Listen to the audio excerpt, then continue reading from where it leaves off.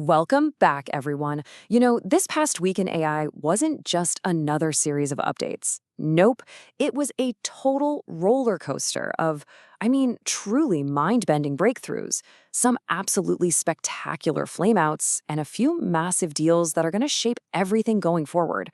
We've got a ton to get through, so let's just jump right in. All right, here's the game plan for today. We're going to look at the wild ups and downs in AI, the crazy talent shuffle happening right now, the huge impact on our health, the trillion-dollar race for the top spot, how it's already changing our daily lives, and then we'll wrap up with what's next, the future of AI, right in your own hands. So first up, we've got a section that just perfectly captures the state of AI right now. It's this incredible duality. On one side, we have technology that could literally change how we understand life and consciousness. And on the other, a perfect example of what happens when hype goes way too far. I know, it's a pretty wild question, right? But it really gets to the heart of these first two stories. In the span of just a few days, AI was used to find hidden signs of life, and at the exact same time, it helped reveal the absolute emptiness of a billion-dollar company. Okay, let's start with the breakthrough because this is amazing. Researchers have built this machine learning algorithm called See.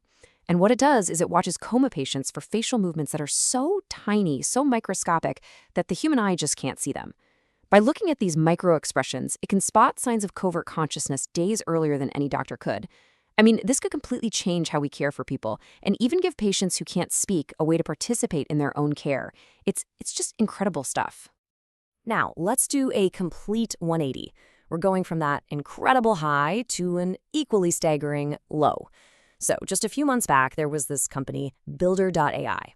They claimed they used AI to build apps for people, and man, were they flying high. Their valuation, $1.5 billion.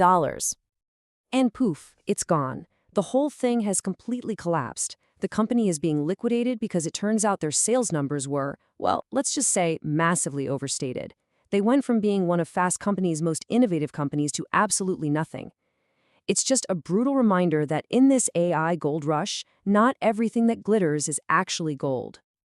Okay, so a company collapsing is one thing, but the fight for the people who build this stuff, that is getting just as intense. This week was packed with corporate drama, lawsuits, and a very, very high-stakes game of musical chairs for the best AI minds out there. And really, it's a constant tug of war.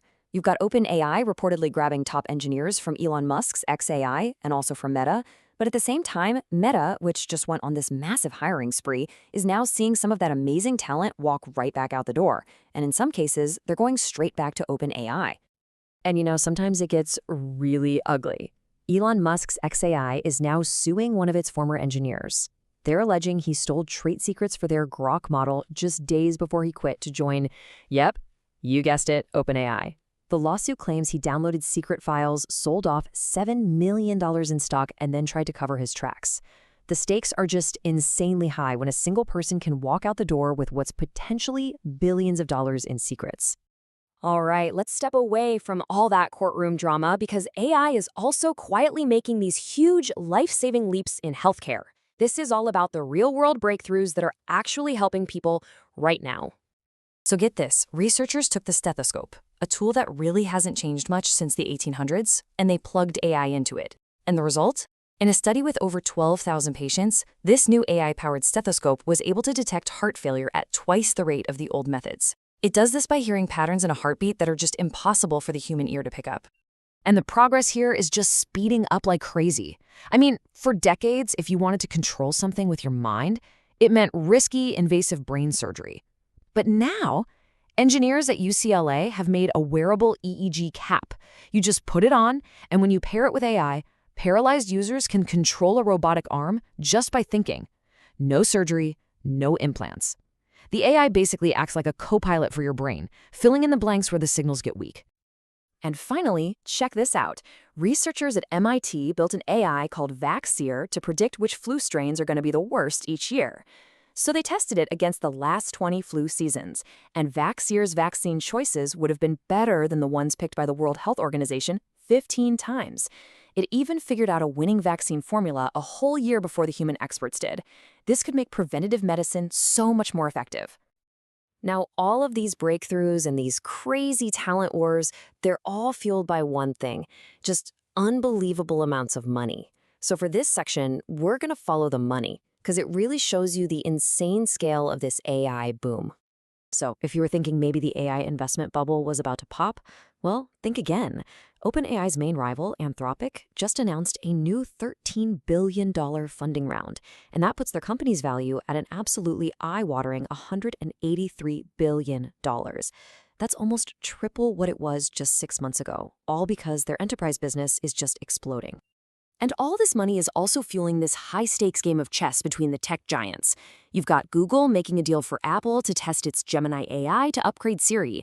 At the same time, Google just avoided having to sell its Chrome browser in an antitrust case, and the funny thing is, their defense was basically, hey, AI companies are a huge threat to our search business. And then there's Apple, who, after chatting with the AI search startup Perplexity, just decided, we'll build our own. Everybody is scrambling to lock down their spot for the future of search. So let's move beyond the billions of dollars and the corporate game plans.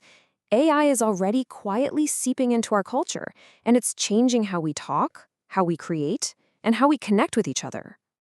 This is so fascinating. Researchers looked at millions and millions of words from unscripted stuff like podcasts, and they found that ever since ChatGPT came out, words that are associated with AI have just surged. They're calling it a seep-in effect. It's like AI isn't just a tool we're using, it's literally changing the words we use every day. The way we create things is changing too. Tencent just released this open-source AI called Voyager. You literally give it a single picture, and it builds out a whole, consistent, explorable 3D world from that one image. This is all part of the big race to build world models, AIs that don't just see images, but understand physical space. The creative possibilities here are just mind-boggling. And of course, as AI gets more and more woven into our lives, safety becomes a huge deal. So in response to growing concerns and a recent lawsuit, OpenAI is finally rolling out parental controls for ChatGPT. Parents can now link their accounts, they can filter content, and they can even get alerts if a conversation suggests their teen might be in emotional distress. It's a really necessary step as these tools become a kind of companion for millions of people. Okay, for our last section, let's talk about the next big shift. For years, all the powerful AI has lived up in the cloud, on these giant servers, but now it's coming down from the cloud and directly onto the device in your pocket. And this is what we mean by on-device AI. We're talking about AI that works completely offline, no internet needed. Google just released a model called EmbeddingGemma that's small enough and fast enough to run right on your phone. This can power apps that can search through your personal photos and messages without ever sending any of that sensitive data to the cloud. For privacy and personalization, this is a massive leap forward. So what's this on-device AI actually going to do? Well, the next step is creating what we call autonomous agents. A Chinese startup, DeepSeek, is already building an AI that's designed to handle complex, multi-step tasks and learn from its own mistakes. We're not just talking about answering prompts anymore. This is about achieving goals for you. Which brings us to our final thought for the day. All of this tech we've just talked about, from understanding consciousness to creating worlds to living on our phones, it's all coming together. And soon, the device in your hand is going to have a powerful AI agent that learns about you and acts for you. So the question is, when that day finally gets here, what's the first thing you're going to ask it to do?